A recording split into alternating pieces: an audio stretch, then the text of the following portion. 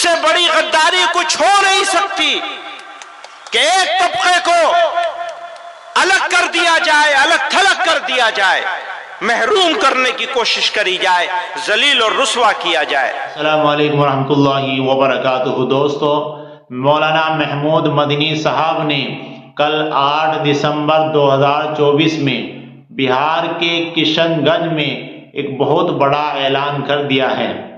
مولانا محمود مدنی صاحب نے اپنے اعلان کے اندر یہ بات کہی ہے کہ اگر ہمارے مذہب سے چھیڑ چھاڑ کی جاتی ہے تو ہم آخری دم تک لڑیں گے۔ اسی طرح مولانا نے اپنے بیان میں بے باک انداز کے اندر وقت کو لے کر اور اسی طرح مساجدوں کو لے کر بھی بہت بڑا بیان دیا ہے۔ آپ حضرات کی خدمت میں ہم مولانا محمود مدنی صاحب کا بیان چلاتے ہیں، آپ خود ان کی زبانیں سنیے کہ دیکھیں کس انداز کے اندر جمعیت علماء ہند کے صدر مولانا محمود مدنی صاحب نے حکومت کو للکارا ہے اور بے ٹوک آواز سے یہ بیان دیا۔ آئیے آپ حضرات کے سامنے مولانا محمود مدنی صاحب کا بیان چلاتے ہیں، آپ بھی اس کو سنیے۔ ہم دہائیوں سے اس کے خرد برد ہونے، اس پر ناجائز قبضہ اور تسلط ہونے کی شکایت کرتے رہے ہیں۔ جمعیت علماء ہند نے حکومتوں سے بارہا مطالبہ کیا ہے کہ وقف جائیدادوں کا انتظام و انصرام SGPC کے طرز پہ کیا جائے، لیکن حکومتوں نے کوئی توجہ نہیں دی اور وقف کی بدحالی کا تماشا دیکھتے رہے۔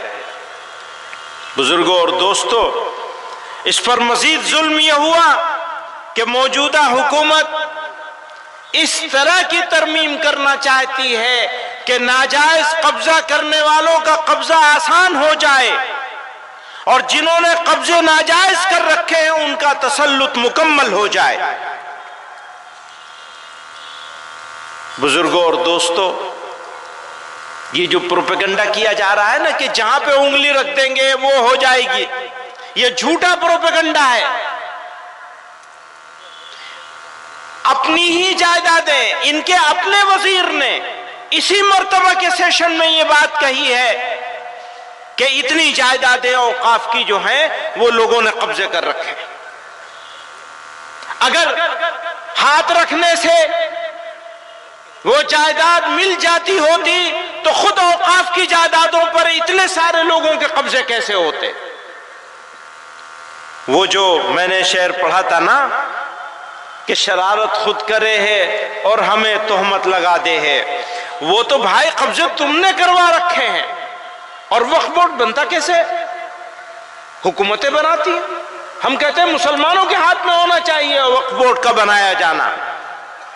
آپ نے جو موجودہ قانون ہے اس کے حساب سے آپ نے ان جائیدادوں کا انتظام کرنے کے لیے جو صوبائی اوقاف بنائے ہیں جتنے، اور سینٹرل وقف کونسل بھی، وہ سب حکومتیں بناتی، حکومتوں کے بنائے ہوئے اوقاف کے ساتھ، اور اتنی جائیدادیں آپ کا وزیر مان رہا ہے کہ اتنی جائیدادوں پہ قبضہ ہے۔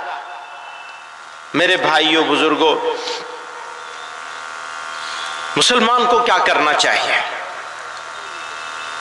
مشکل حالات میں مسلمانوں کا عمل اور رد عمل وہ کیا ہونا چاہیے؟ تو میں عرض کرنا چاہتا ہوں، صبر، حکمت اور دانشمندی کا آئینہ دار ہونا چاہیے۔ اگر صبر کے ساتھ، حکمت کے ساتھ اور دانشمندی کے ساتھ سوچ سمجھ کر فیصلے نہیں کیے گئے تو جو ہمارا مخالف جو چاہتا ہے ہمارے ہاتھ سے وہ کام کروانے میں کامیاب ہو جائے گا۔ وقت کا تقاضا ہے کہ مسلمان اپنی بصیرت اور دور اندیشی کا مظاہرہ کریں، مثبت اور متوازن اقدامات کے ذریعے معاشرتی تعمیر و ترقی میں اپنا کردار مزید مضبوط کریں، تعلیم کے فروغ، معاشی خود کفالت، سماجی بہبود پر خصوصی توجہ مرکوز کرتے ہوئے ہمیں اپنی کمیونٹی کو اس قابل بنانا ہے کہ ہر چیلنج کا سامنا حکمت اور استقامت سے کیا جا سکے۔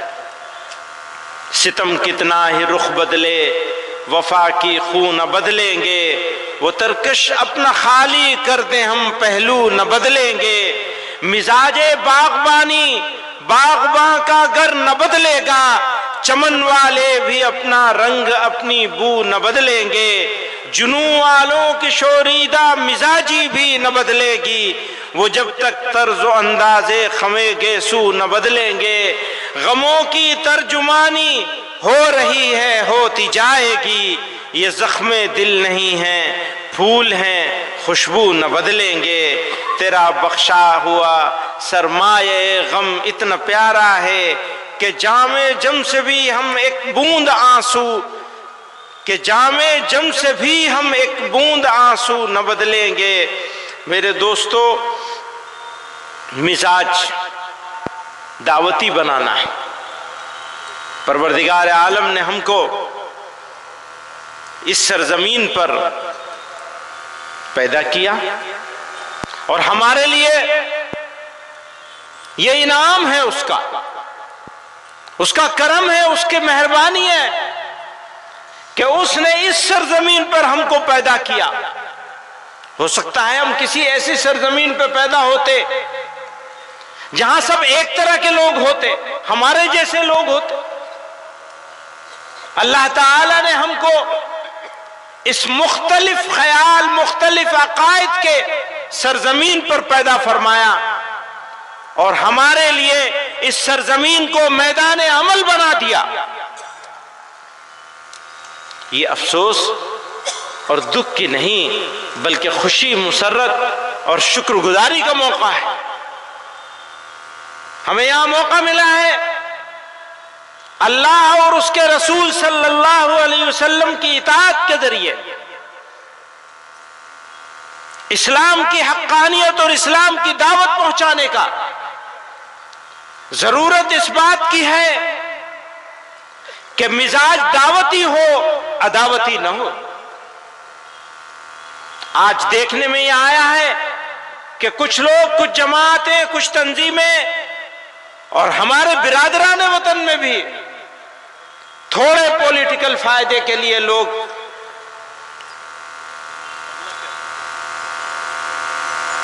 دشمنی، نفرت پھیلا کر، تقسیم کر کے